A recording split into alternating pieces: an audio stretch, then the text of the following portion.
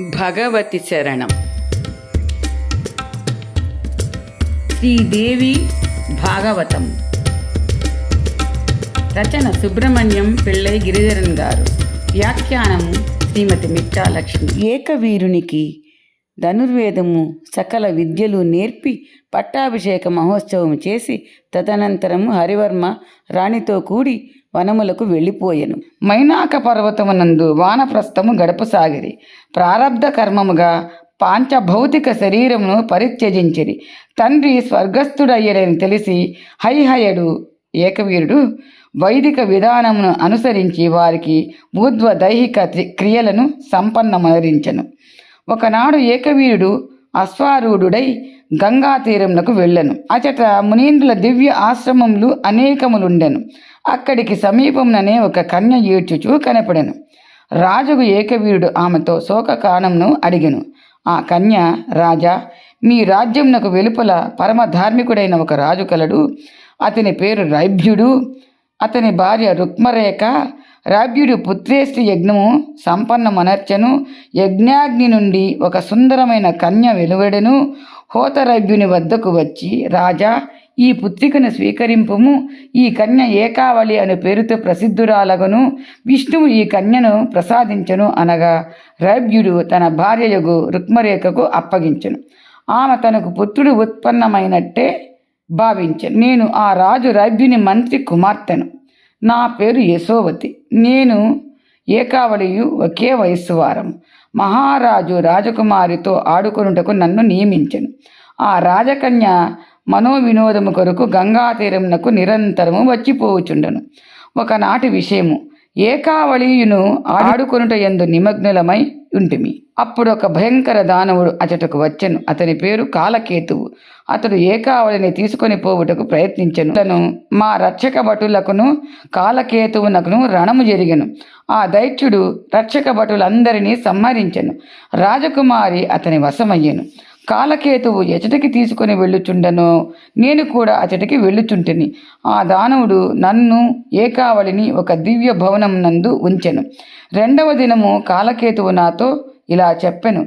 నీ సఖియగు ఏకావళి విరహముతో వ్యాకులత చెందుచున్నది.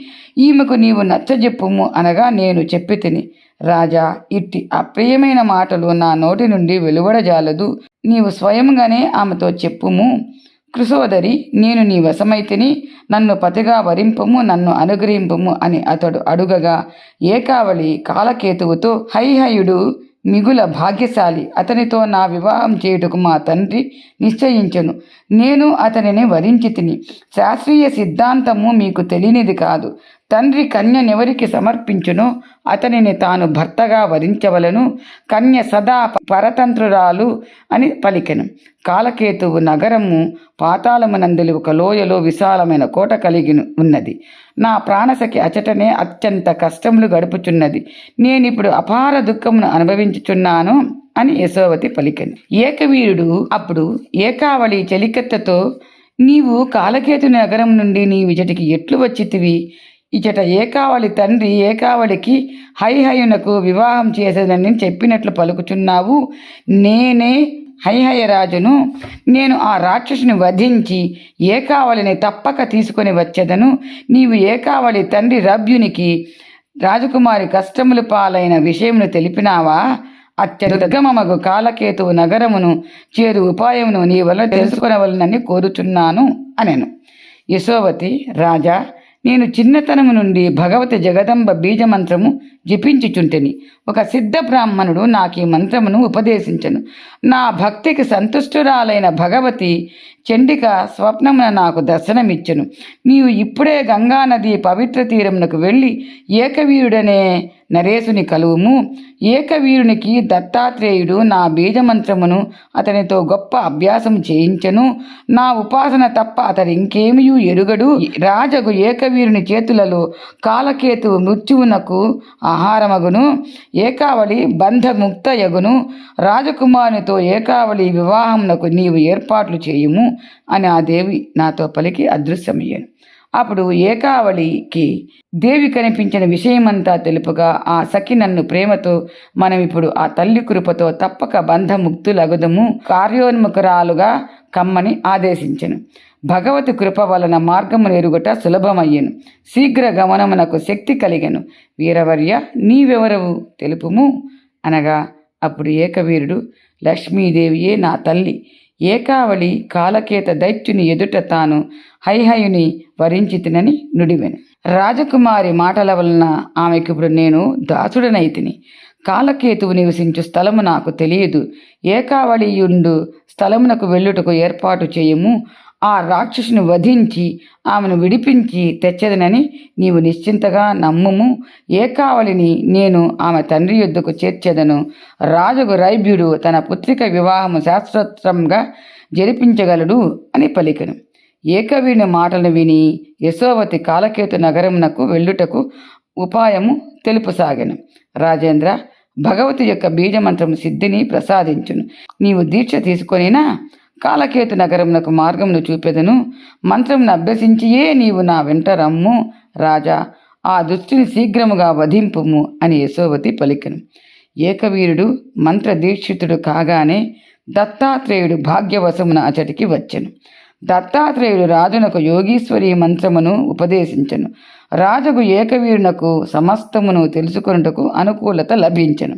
యశోవతితో ఏకవీరుడు ఆ నగర సమీపమునకు చేరుకొనెను.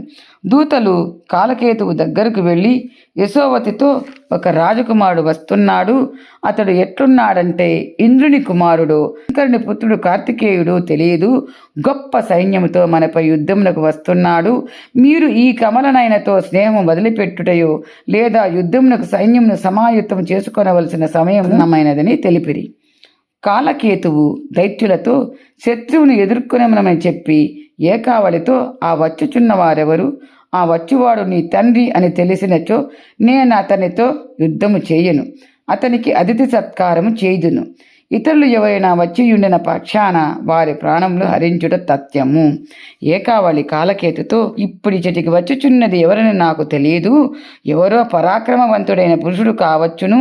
మా తండ్రి మాత్రం కారని గట్టిగా చెప్పెను.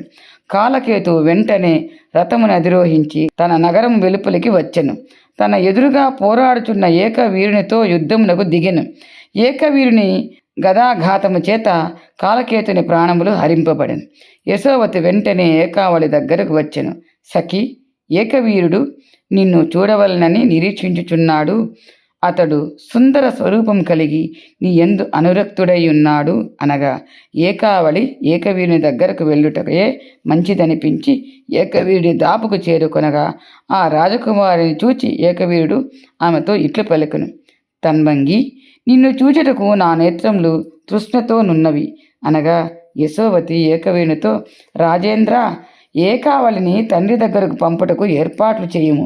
ఈమె తండ్రియే వైవాహిక విధానమును సంపన్నము చేసి నీతో ఈమె వివాహం జరిపించగలడు అని చెప్పగా ఏకవీరుడు యశోవతిని ఏకావళిని వెంట నిడుకొని రైభ్యుడుండు స్థలమునకు వెళ్ళెను.